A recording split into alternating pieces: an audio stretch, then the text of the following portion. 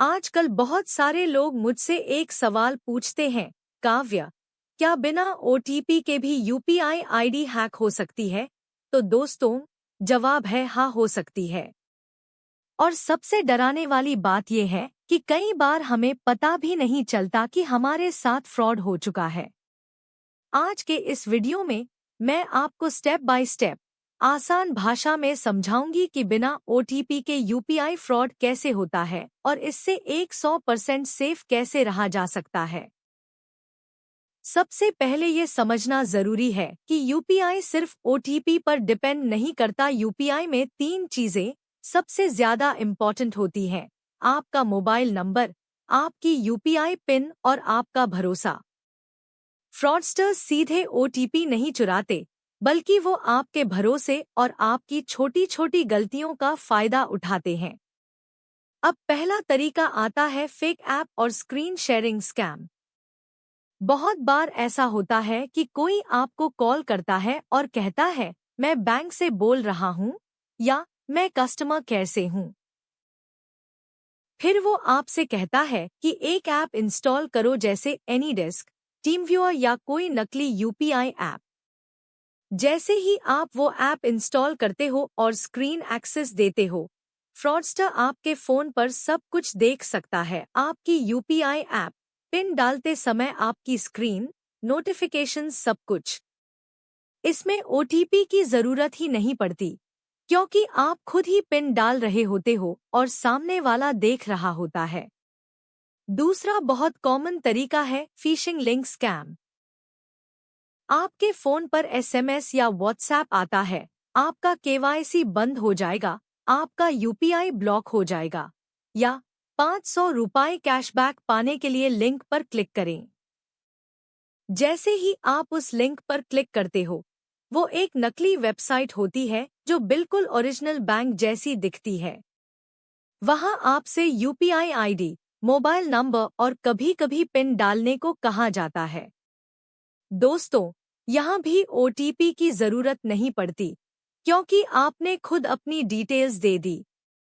अब तीसरा तरीका है कलेक्ट रिक्वेस्ट फ्रॉड। बहुत सारे लोग ये सोचते हैं कि अगर पैसा आएगा तो ही ट्रांजैक्शन होगा। लेकिन फ्रॉडस्टर क्या करता है?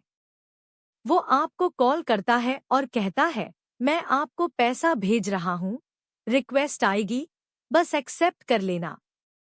लेकिन असल में वो पैसा भेज नहीं रहा, बल्कि पैसा मांग रहा होता है।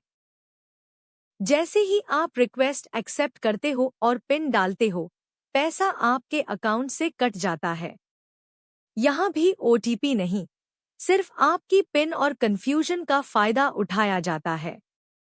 चौथा तरीका है सिम स्वैप फ्रॉड। अगर किसी तरह फ्रॉडस्टर आपके डॉक्यूमेंट्स या पर्सनल इन्फो पा ले, तो वो आपकी सिम का डुप्लीकेट निकलवा सकता है।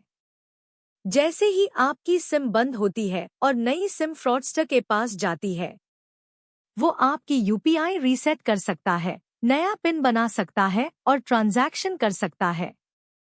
इसमें भी कई बार आपको ओटीपी का अलर्ट तक नहीं मिलता।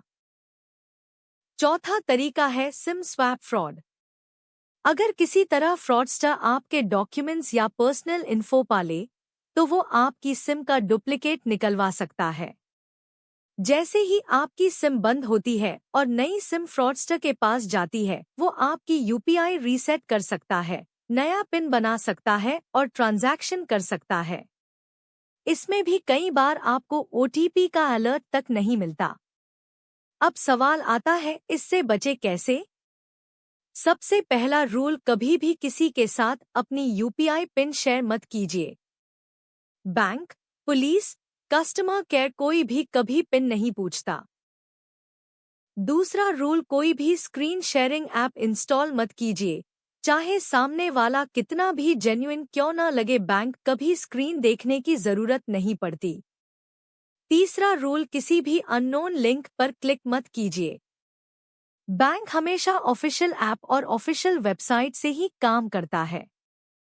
चौथा रूल, यूपीआई में पैसा आने के लिए पिन नहीं डालनी होती। अगर पिन डालने को कहा जा रहा है, तो समझ जाइए कि पैसा जा रहा है।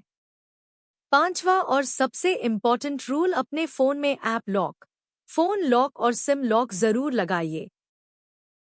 और फ़ोन खो जाए तो तुरंत बैंक और नेटवर्क प्रोवाइडर को इन्फॉर्म करें। दोस्तों, टेक्नोलॉजी जितनी फास्ट हो रही है, फ्रॉड भी उतना ही स्मार्ट हो रहा है। लेकिन अगर हम अवेयर रहें, तो कोई भी बिना ओटीपी हमारा यूपीआई हैक नहीं कर सकता। अगर आपको ये जानकारी यूज़फुल लगी हो, तो वीडियो को लाइक, शेयर ज़रूर करें, ताकि किसी और का पैसा बच सके। मैं काव्या, और आप देख रहे हैं लर्निंग हैज़ नो लिमिट, जहां नॉलेज ही सबसे बड़ी सिक्योरिटी है।